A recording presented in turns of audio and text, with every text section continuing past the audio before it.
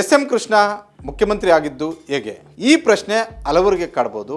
ಇವತ್ತು S M Krishna ಅವರು ನಮ್ಮನ್ನ ಅಗಲಿರೋದ್ರಿಂದ ಅದನ್ನ ಜ್ಞಾಪಿಸ್ಕೊಳ್ಳೋದು ನಿಮ್ಮೆಲ್ಲರ ಜವಾಬ್ದಾರಿ. ಯಾಕಂತ ಹೇಳಿದ್ರೆ ಅಮೆರಿಕದಲ್ಲಿ ಓದಿ ವಾಪಸ್ ಆದಂತಹ ಎಸ್ ಎಂ ಕೃಷ್ಣ ರಾಜ್ಯ ರಾಜಕಾರಣದಲ್ಲಿ ಸಕ್ರಿಯವಾಗ್ತಾರೆ. ರಾಜ್ಯ ರಾಜಕಾರಣದಿಂದ ರಾಷ್ಟ್ರ ರಾಜಕಾರಣಕ್ಕೆ ಹೋಗ್ತಾರೆ. 1963ರಲ್ಲಿ ಮೊದಲ ಚುನಾವಣೆಯನ್ನ ಮದ್ದೂರಿಂದ ಎದುರಿಸಿದಂತಹ ಎಸ್ ಎಂ ಕೃಷ್ಣ ಅವರು ತದಬಳಿಕ ರಾಷ್ಟ್ರ ರಾಜಕಾರಣಕ್ಕೆ ಶಿಫ್ಟ್ ಆಗ್ತಾರೆ. ಆದರೆ 90ರ ದಶಕದಲ್ಲಿ ಮತ್ತೆ ರಾಜ್ಯ ರಾಜಕಾರಣಕ್ಕೆ ವಾಪಸ್ ಆಗ್ತಾರೆ. 1999ರಲ್ಲಿ ಅಲ್ಲಿವರೆಗೂ ಮಲ್ಲಿಕಾರ್ಜುನ್ ಖರ್ಗೆ ಅವರು KPCC ಅಧ್ಯಕ್ಷರಾಗಿದ್ದರು.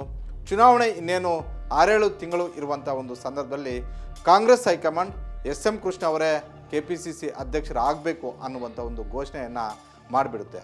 ರಾಜ್ಯ ರಾಜಕಾರಣಕ್ಕೆ ನಾನು ಕೂಡ ಹೋಗ್ತೀನಿ ಅನ್ನುವಂಥ ಒಂದು ಮನಸ್ಸನ್ನು ಎಸ್ ಎಂ ಕೃಷ್ಣ ಅವರು ಮಾಡಿರ್ತಾರೆ.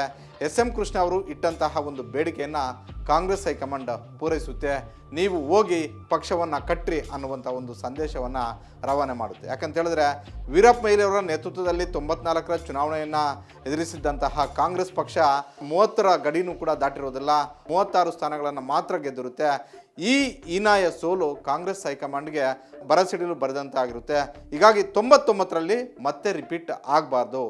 ಎಲ್ಲ ಸಮುದಾಯಗಳನ್ನು ಒಗ್ಗಟ್ಟಾಗಿ ತೆಗೆದುಕೊಂಡೋಗಿ ಚುನಾವಣೆಯನ್ನು ಮಾಡಬೇಕು ಅನ್ನುವಂಥ ಒಂದು ಲೆಕ್ಕಾಚಾರ ಕಾಂಗ್ರೆಸ್ ಹೈಕಮಾಂಡ್ದಾಗಿತ್ತು. ಹಾಗಾಗಿ ರಾಷ್ಟ್ರ ರಾಜಕಾರಣದಲ್ಲಿದ್ದಂತಹ ಎಸ್ ಎಂ ಕೃಷ್ಣ ಅವರನ್ನು ನೇರವಾಗಿ ರಾಜ್ಯ ರಾಜಕಾರಣಕ್ಕೆ ಹೋಗಿ ಅನ್ನುವಂಥ ಒಂದು ಸಂದೇಶವನ್ನು ರವಾನೆ ಮಾಡುತ್ತೆ.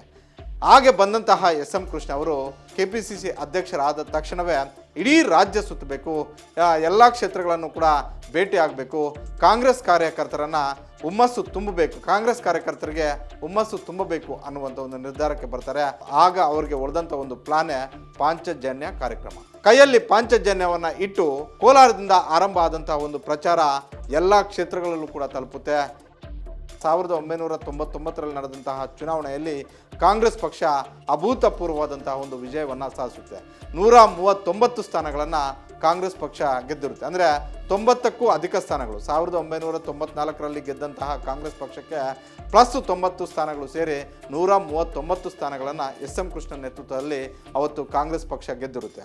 ಆದರೆ KPCC ಅಧ್ಯಕ್ಷರಾಗಿ ಎಸ್ ಎಂ ಕೃಷ್ಣ ಅವರು ಬಂದ ತಕ್ಷಣ ರಾಜ್ಯದ ಎಲ್ಲ ಕಾಂಗ್ರೆಸ್ ನಾಯಕರು ಕೂಡ ಒಪ್ಪಿರಲಿಲ್ಲ. ಯಾಕಂತ ಹೇಳಿದ್ರೆ 4 ವರ್ಷಗಳ ಕಾಲ ಪಕ್ಷ ಕಟ್ಟಿದಂತಹ ನಮ್ಮ ಪರಿಸ್ಥಿತಿ ಏನು, ಕೇವಲ ಕೆಲವ್ರಿಗಷ್ಟೇ ಇದು ಸೀಮಿತವಾಯ್ತಾ, ಇದೇನು ಕೆಲ ಮುಖಂಡರಿಗಷ್ಟೇ ಸೀಮಿತವಾ ಅನ್ನುವಂಥ ಒಂದು ಪ್ರಶ್ನೆಯನ್ನು ಅವತ್ತು ಕಾಂಗ್ರೆಸ್ ಹೈಕಮಾಂಡ್ಗೂ ಕೂಡ ಈ ನಾಯಕರುಗಳು ಕೇಳಿರ್ತಾರೆ. ಅದರಲ್ಲಿ ಕೆಲವೊಬ್ಬರು ಬೇರೆ ಬೇರೆ ನಾಯಕರುಗಳು, ಬೇರೆ ಬೇರೆ ಅಂತಸ್ತಿನಲ್ಲಿ ಇರುವಂತಹ ನಾಯಕರುಗಳು, ಅದು ಕಾಂಗ್ರೆಸ್ ಹೈಕಮಾಂಡ್ಗೂ ಸಮೀಪದಲ್ಲಿದ್ದಂಥವ್ರೆ. ಆದರೆ ಅವತ್ತು ಎಸ್ ಎಂ ಕೃಷ್ಣ ಮತ್ತು ಮಲ್ಲಿಕಾರ್ಜುನ್ ಖರ್ಗೆ ಅವರ ಸೇರಿದಂತೆ ಹಲವು ನಾಯಕರುಗಳನ್ನು ಒಟ್ಟಾಗಿ ಹೋಗಿ ಚುನಾವಣೆಯನ್ನು ಎದುರಿಸಬೇಕು ಅನ್ನುವಂಥ ಒಂದು ಕಾಂಗ್ರೆಸ್ ಹೈಕಮಾಂಡ್ ಸೂಚನೆಯನ್ನು ಎಲ್ಲ ನಾಯಕರು ಕೂಡ ಒಪ್ಕೊಂಡಿರ್ತಾರೆ.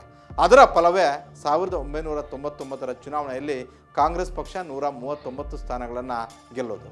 ಹಾಗಾದರೆ ಯಾರು ಮುಖ್ಯಮಂತ್ರಿ ಆಗಬೇಕು ಅನ್ನುವಂಥ ಒಂದು ಪ್ರಶ್ನೆ ಆಗ ಎಲ್ಲ ಕಾರ್ಯಕರ್ತರಲ್ಲೂ ಕೂಡ ಬರುತ್ತೆ.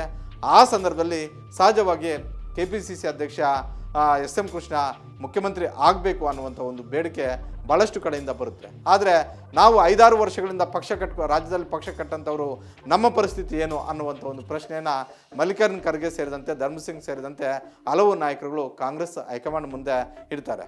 ಆದರೆ ಹಲವು ಶಾಸಕರುಗಳು ಎಸ್ ಎಂ ಕೃಷ್ಣ ಅವರನ್ನು ಹೆಗಲ ಮೇಲೆ ಒತ್ಕೊಂಡು ಅವರನ್ನು ಕರ್ಕೊಂಡು ಬರ್ತಾರೆ, ನೀವೇ ಮುಖ್ಯಮಂತ್ರಿ ಆಗಬೇಕು ಅಂತ. ಅದರಲ್ಲಿ HK ಪಾಟೀಲ್ ಸೇರಿದಂತೆ ಹಲವು ಉತ್ತರ ಕರ್ನಾಟಕದ ಹಾಗೂ ಹಳೆ ಮೈಸೂರು ಭಾಗದ ಶಾಸಕರು ಭಾಳಷ್ಟು ಮುಂದಾಳತ್ವವನ್ನು ವಹಿಸಿರ್ತಾರೆ.